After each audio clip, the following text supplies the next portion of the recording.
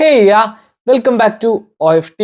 UK ഇപ്പോൾ tax റീഫണ്ടിന്റെ അല്ലെങ്കിൽ റിട്ടേണിന്റെ റീക്ലെയിമിന്റെ ഒക്കെ കാലമാണ്. അപ്പോൾ അതിന്റെ ഒരു ഡീറ്റെയിൽഡ് ആയിട്ടുള്ള വീഡിയോ ആണ് ഇത്.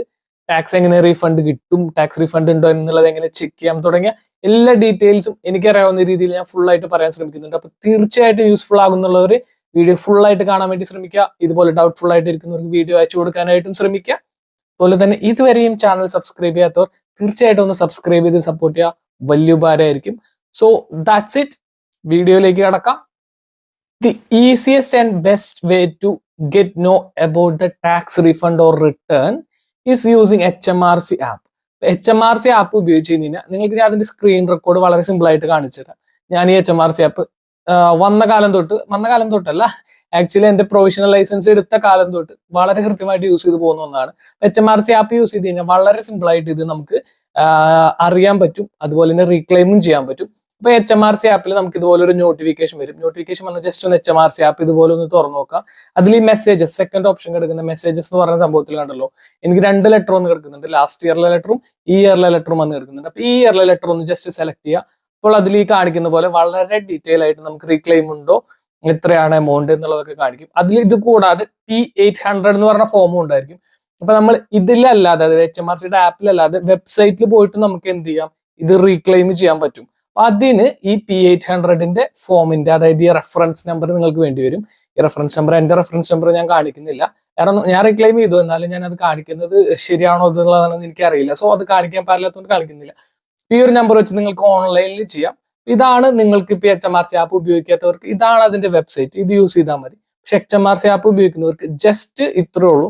ഈ റീക്ലെയിം നൗ എന്ന് പറഞ്ഞ ഓപ്ഷനിൽ കൊടുക്കുക, നമ്മുടെ ബാങ്ക് ഡീറ്റെയിൽസ് ചോദിക്കും, സോർട്ട് കോഡ് അക്കൗണ്ട് നമ്പർ അയച്ചു കൊടുക്കുക, 5 ദിവസത്തിനുള്ളിൽ അക്കൗണ്ടിൽ കാശ് വരും. ഇത്രേ ഉള്ളൂ. സോ സിമ്പിൾ ആണ്. അപ്പോൾ HMRC ആപ്പ് ഉപയോഗിച്ചിട്ടും, അതായത് കയ്യിലുണ്ടായിട്ടും നിങ്ങൾക്ക് ഇതുവരെ റീക്ലെയിമിന്റെ ഓപ്ഷൻ ഒന്നും വന്നില്ലെങ്കിൽ സംഭവത്തിലേ ഉള്ളൂ, നിങ്ങളുടെ ടാക്സ് കാൽക്കുലേറ്റ് ചെയ്ത് കഴിഞ്ഞിട്ടില്ല. സമയമുണ്ട് ഇതിന്, ഇനി മാസങ്ങളുണ്ട്. അപ്പോൾ നിങ്ങളുടെ ടാക്സ് കാൽക്കുലേറ്റ് ചെയ്ത് കഴിഞ്ഞ് നിങ്ങൾക്ക് റീഫണ്ടോ ഇതുണ്ടോ, ഇനി റീഫണ്ട് ഇല്ലെങ്കിലും നിങ്ങൾ അവർ നോട്ടിഫിക്കേഷൻ ആയിട്ടോ മെയിലായിട്ടോ അറിയിക്കുന്നതായിരിക്കും. സോ അത് ജസ്റ്റ് നിങ്ങൾക്ക് ചെക്ക് ചെയ്യാൻ പറ്റുന്നതാണ്. അപ്പോൾ ഈസിയസ്റ്റ് വേ HMRC ആപ്പ് യൂസ് ചെയ്യലാണ്. സോ എല്ലാവർക്കും ഉണ്ടാവുന്ന ഒരു ഡൗട്ടാണ്, നമ്മൾ ടാക്സ് റീഫണ്ടിന് എലിജിബിൾ ആണോ, അതെങ്ങനെയാണ് അറിയാൻ പറ്റുക, എങ്ങനെയാണ് കാൽക്കുലേറ്റ് ചെയ്യുക. അപ്പോൾ ഒരുപാട് പേർക്കൊക്കെ അറിയായിരിക്കും, കുറച്ച് പേർക്കെങ്കിലും ഡൗട്ട് ഉണ്ടായിരിക്കും. അപ്പൊ അത് ഞാൻ ചെറുതായിട്ടൊന്ന് പറയാം. അപ്പോൾ നമുക്ക് UK എത്തിക്കഴിഞ്ഞാൽ ഇപ്പൊ സാലറി അല്ലെങ്കിൽ വേജസ് വരും. അത് വീക്ക്ലി ആവാം, മന്ത്ലി ആവാം, എങ്ങനെയായാലും, അല്ലെങ്കിൽ 2 months കൂടുമ്പോൾ ആവാം, 2 weeks കൂടുമ്പോഴൊക്കെ ആവാം. എങ്ങനെയാണെങ്കിലും നമുക്ക് അതിന് മുൻപായിട്ട് പേ സ്ലിപ്പ് വരും. ഈ പേ സ്ലിപ്പിൽ നമ്മുടെ ടാക്സ് കോഡ് ഉണ്ടായിരിക്കും. ടാക്സ് കോഡ് ഏതെങ്കിലും സൈഡിലായിട്ടോ NI നമ്പറിന്റെ അടുത്തൊക്കെ ആയിട്ട് ഈ ടാക്സ് കോഡ് എന്ന് പറയുന്ന സംഭവം കൊടുത്തിട്ടുണ്ടായിരിക്കും. ആ ടാക്സ് കോഡ് ചെക്ക് ചെയ്ത് കഴിഞ്ഞാൽ 1257L എന്നുള്ളതാണ് നമ്മൾക്ക് ആക്ച്വലി വരേണ്ടത്. ഇപ്പൊ നമുക്ക് 2 NI ജോബ് ഒക്കെ ഉണ്ടെങ്കിൽ രണ്ടാമത്തെ NI ജോബിന് ഈ നമ്പർ അല്ല വേറെ ടാക്സ് കോഡ് ആയിരിക്കും വരാം. സോ അതിൽ ഓൾറെഡി 20% ടാക്സ് പോകും. അതിൽ നമുക്കൊന്നും ചെയ്യാൻ പറ്റത്തില്ല.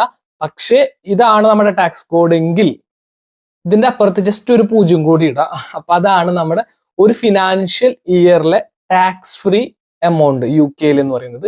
ഒരു ഫിനാൻഷ്യൽ ഇയർ എന്ന് പറഞ്ഞു കഴിഞ്ഞാൽ April 6th of the last year to April 5th of the next year. അതായത് ഇപ്പൊ 2023 ഏപ്രിൽ മുതൽ 2024 April 5 വരെയുള്ള ടാക്സ്, അതായത് ഫിനാൻഷ്യൽ ഇയറിന്റെ ടാക്സ് റിട്ടേൺസിനെ പറ്റിയിട്ടാണ് ഇപ്പോൾ വന്നുകൊണ്ടിരിക്കുന്നത്. അപ്പോൾ അതാണ് ഫിനാൻഷ്യൽ ഇയർ എന്ന് പറഞ്ഞത്. അപ്പൊ നമ്മുടെ ഈ ടാക്സ് കോഡ് ഈ 1257L അതിന്റെ ഇടയിൽ ഒരു 0 കൂടി ഇട്ട ഏറെക്കുറെ 12,570 പൗണ്ട് വരെ നമുക്ക് ഫിനാൻഷ്യൽ ഇയറിൽ വന്നു കഴിഞ്ഞു കഴിഞ്ഞാൽ നമുക്ക് ടാക്സ് ഫ്രീ ആണ്. അപ്പോൾ ഒരു ടാക്സ് അടയ്ക്കേണ്ട. അപ്പോൾ ഇതിൽ ഏറ്റവും വലിയ സംഭവം എന്താ വെച്ചാൽ നമുക്ക് വീക്കിലി അല്ലെങ്കിൽ മന്ത്ലി ഒക്കെ സ്പെസിഫിക് എമൗണ്ട് ഉണ്ട്. അപ്പോൾ വീക്കിലി വരുന്ന എമൗണ്ട് ഇതാണ്, അതുപോലെ തന്നെ മന്ത്ലി വരുന്ന എമൗണ്ട് ഇതാണ്. അപ്പോൾ ഇതിന് കൂടുതൽ നമുക്ക് ആ വീക്കിൽ വരുന്നുണ്ടെങ്കിൽ തീർച്ചയായിട്ടും അതിൽ നിന്ന് ടാക്സ് പിടിക്കും. IT പറ്റി മാത്രമാണ് കേട്ടോ പറയുന്നത്. IT എന്ന് പറഞ്ഞാൽ അതായത് ഇൻകം ടാക്സ് എന്ന് പറഞ്ഞു പിടിക്കുന്ന ടാക്സിനെ പറ്റി മാത്രമാണ് പറയുന്നത്. NI അല്ലെങ്കിൽ നാഷണൽ ഇൻഷുറൻസ് എന്ന് പറഞ്ഞു വരുന്നതിൽ നമുക്ക് റിട്ടേൺ സംഭവങ്ങളൊന്നുമില്ല. IT മാത്രമാണ് നമുക്ക് റിട്ടേൺ കിട്ടാനുള്ള ചാൻസ് ഉള്ളൂ. അതും സ്റ്റുഡൻസ് ആയിരിക്കുമ്പോഴാണ് കിട്ടാൻ കുറച്ച് ചാൻസ് കൂടുതൽ. കാരണം ഫുൾ ടൈം ചെയ്യുമ്പോൾ നമുക്ക് എന്തായാലും ഈ എമൗണ്ടിന് കൂടുതൽ പോകും. അപ്പൊ പിന്നെ അതിന് എന്താണ് പറയുക, ആനുപാതികമായിട്ടുള്ള എമൗണ്ട് അവർ പിടിച്ചുകൊണ്ടേയിരിക്കും. അതിൽ നമുക്ക് ടാക്സ് റിട്ടേൺ കിട്ടാൻ ചാൻസ് ഇല്ല. സ്റ്റുഡന്റ് ആയിരിക്കുമ്പോഴാണ് ടാക്സ് റിട്ടേൺ കിട്ടാൻ കൂടുതൽ ചാൻസ് ഉള്ളത്. അപ്പൊ സ്റ്റുഡന്റ് വീക്കിലി മന്ത്ലിയൊക്കെ വരികയാണെങ്കിൽ ഈ എമൗണ്ടിന്, ഈ സ്പെസിഫിക് എമൗണ്ട്സിന്, വീക്കിലിയുള്ള സ്പെസിഫിക് എമൗണ്ടിനും മന്ത്ലിയുള്ള സ്പെസിഫിക് എമൗണ്ടിനും കൂടുതൽ വന്നു കഴിഞ്ഞാൽ അവർ ടാക്സ് പിടിക്കും. പക്ഷേ ഈ ഫിനാൻഷ്യൽ ഇയറിന്റെ ടൈമിൽ നമുക്ക് ഈ എമൗണ്ടിൽ കൂടുതൽ, അതായത് ഈ 12,570 മേലെ വന്നിട്ടില്ല എങ്കിൽ നമുക്ക് ഈ അടച്ച ടാക്സ് മുഴുവൻ റിട്ടേൺ കിട്ടും. ഇനി അതിൽ കൂടുതൽ വന്നിട്ടുണ്ടെങ്കിലും നമ്മൾ ഈ കൂടുതൽ വന്നിട്ടുണ്ടെങ്കിൽ 20% മാത്രമാണ് നമുക്ക് ടാക്സ് എടുക്കാൻ പറ്റത്തുള്ളൂ. അതിന് ഡീറ്റെയിൽ ആയിട്ടുള്ള ഞാൻ എന്റെ തന്നെ എക്സാമ്പിൾ വെച്ചിട്ട് നിങ്ങൾക്ക് ഒന്ന് കാണിച്ചു തരാം. അപ്പൊ നിങ്ങൾക്ക് കറക്റ്റ് ആയിട്ട് മനസ്സിലാവും. ആമസോണിലൊക്കെയാണ് വർക്ക് ചെയ്തിട്ടുണ്ട്. ആമസോണിലൊക്കെ അത്യാവശ്യം നല്ല പേ ആണ്, അറിയായിരിക്കുമല്ലോ. അപ്പോൾ വീക്കിലി ആണ് അവിടെ പേയ്മെന്റ് വരുന്നത്, അത് വേജസ് വരുന്നത്.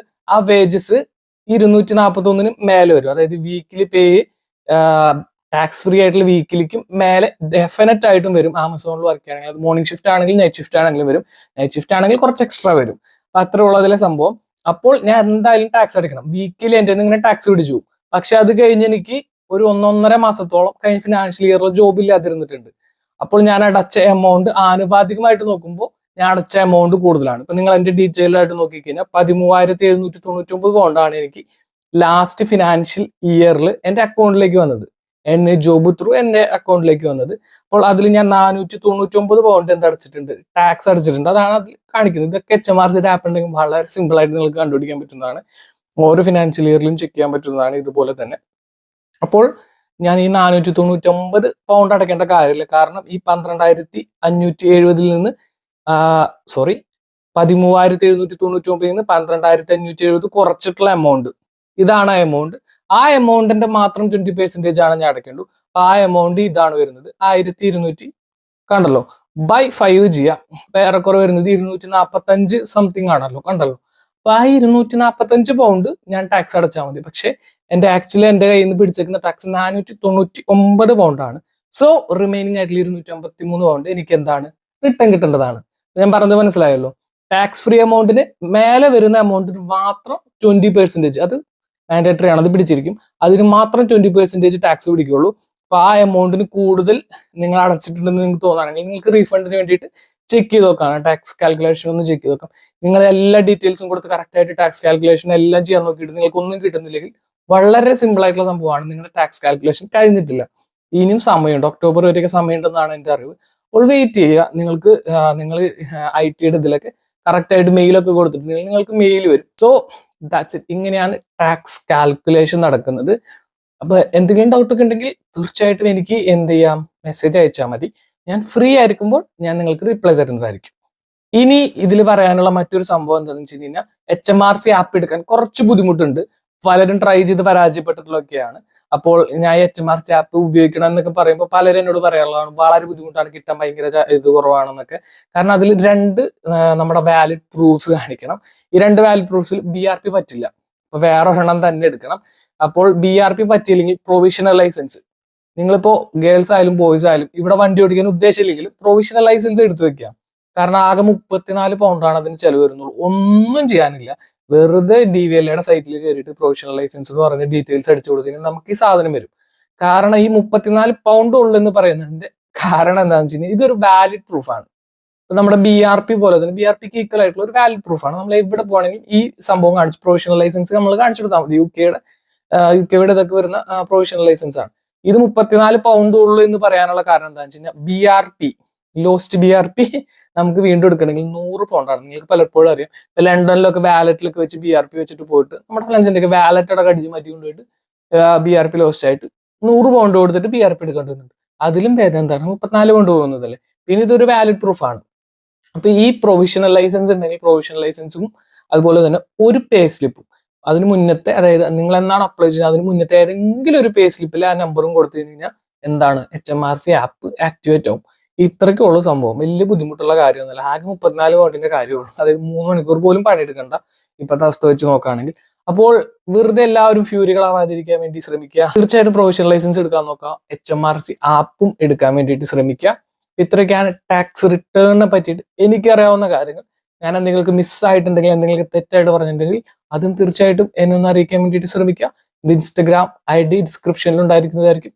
So thanks for watching my video. അതുപോലെ തന്നെ സപ്പോർട്ട് ചെയ്യാൻ മറക്കരുത്. See you again in a next video.